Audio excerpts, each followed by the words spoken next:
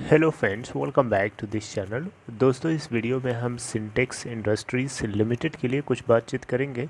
उससे पहले आपसे रिक्वेस्ट करना चाहूँगा दोस्तों कि अगर आप चैनल को फर्स्ट टाइम देख रहे हैं, अगर आप नए हैं, डिस्क्रिप्शन सब्सक्राइब करके बेल आइकन को हिट कर लीजिए और डिस्क्रिप्शन बॉक्स में एक लिंक आपको अपस्टॉक में अकाउंट ओपन कराने के लिए दिया है। अगर आप नए हैं स्टॉक मार्केट के लिए, डिस्क्रिप्शन बॉक्स में लिंक का आप फ़ायदा उठा सकते हैं।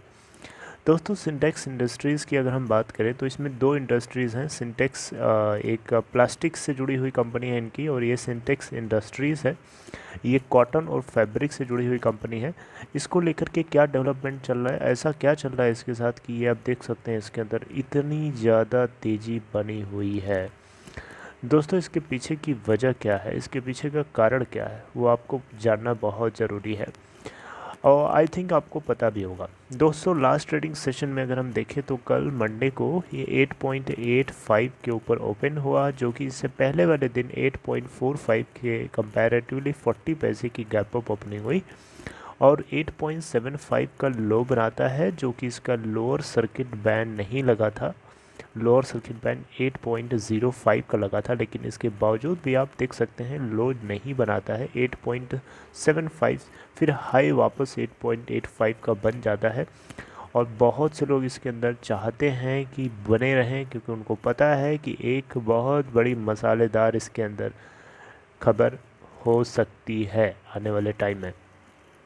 1 करोड़, फिर भी आप देखें तो 1,21,91,439 टोटल वॉल्यूम जनरेट हुआ, जहां मार्केट कैप है इस कंपनी की 530 करोड़ रुपए। दोस्तों, आपको बताना चाहूँगा सिंटेक्स इंडस्ट्रीज लिमिटेड के पास टोटल, यहाँ पे आप देखें तो टिकर डॉट फिनोलॉजी की वेबसाइट पे 532.61 करोड़ रुपए का डेट दिखाया जा रहा है, राइट। और एक साल पहले 2020 तक अगर बात करें तो 7,200 करोड़ रुपए के आसपास का टोटल इसके पास डेट था, लेकिन आप देख सकते हैं 532.61 करोड़ का डेट यहाँ पे शो किया जा रहा है। अब दोस्तों, बात करते हैं कि क्या ऐसी वजह है, इसके पीछे का क्या कारण है कि ये इतनी ज़्यादा तेज़ी बनी हुई है।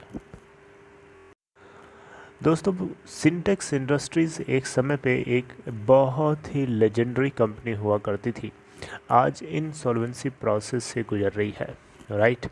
एक समय था 1930 के टाइम पे इसको सेटअप करने के बाद भारत विजय मिल्स के नाम से मशहूर थी। और उसके बाद अगर आप देखें तो धीरे धीरे 1970s आते आते इसका नाम सिंटेक्स इंडस्ट्रीज़ लिमिटेड रख दिया जाता है। और आपको बताना चाहूँगा, आपको सुनकर जानकर ये हैरानी होगी, इस कंपनी के जो बायर्स थे उनके नाम आप सुनेंगे तो वो आज के टॉप टॉप पोजीशंस पे बने हुए हैं। अरमानी का नाम सुना है आपने? अरमानी का कोई कपड़ा खरीदने आप कभी जाइएगा, पूछिएगा क्या रेट होते हैं। हुगो बॉस सुना ही होगा आपने, डीजल एंड बर्बेरी, ये ऐसी कुछ ब्रांड्स हैं जिनका कॉन्टैक्ट इस कंपनी के साथ बना हुआ था, क्योंकि इस कंपनी के जो टॉप फैब्रिक्स है वो इन्हीं के थ्रू खरीदे जाते थे। तो लेकिन अचानक इसके साथ कुछ सिचुएशन धीरे धीरे डेट की बढ़ती जाती है, और ये धीरे धीरे ऐसी सिचुएशन आ जाती है कि अपने कर्जेदार अपने बैंक्स को कर्जा, लिए हुए कर्जे को वापस नहीं कर पाते हैं। फिर एनसीएलटी के अंदर एडमिट कर लिया जाता है, और एनसीएलटी इसको लेकर के जो है बिडिंग कराएगी तभी जब, अभी तो बायर सेलेक्ट किए जाने हैं। तो अभी इसमें आप राइज तेज़ी से हर दिन क्यों देख पा रहे हैं, 5% के आसपास का यूसी लग रहा है। इसके पीछे कारण क्या है? इसके पीछे कारण ये है दोस्तों कि इस कंपनी को एक्वायर करने के लिए बहुत से बायर्स लाइन में खड़े हैं। उन सारे लाइन्स में जितने बायर्स हैं उन सभी में रिलायंस इंडस्ट्रीज़ लिमिटेड भी स्पॉटेड पॉइंट है। तो यहाँ पे सिंटेक्स इंडस्ट्रीज़ लिमिटेड में तेज़ी होने के पीछे का सबसे बड़ा कारण यही है कि लोगों को ऐसा लग रहा है कि रिलायंस अगर इस कंपटीशन में खड़ा हो गया तो उसको हिला पाना बहुत ही मुश्किल है। आई मीन से दैट कि उसको हिला पाना, यानी रिलायंस इंडस्ट्रीज़ लिमिटेड को इस कंपनी को एक्वायर करने से कोई रिप्लेस नहीं कर सकता, ऐसा यहाँ पे लोगों का मानना है, जो कि ज़रूरी नहीं है, ये एक स्पेकुलेशन है। लेकिन हिस्ट्री बताती है कि सिचुएशन आने वाले टाइम में किस डायरेक्शन में जा सकती है। आलोक इंडस्ट्रीज़ लिमिटेड को आपको पता है, ये भी टेक्सटाइल से जुड़ी हुई एक इंडस्ट्रीज़ है, जहाँ पे रिलायंस इंडस्ट्रीज़ का इंटरेस्ट रहा है, और आप देख सकते हैं ये भी NCLT के अंदर ही थी, वहीं से इसको भी निकाला गया।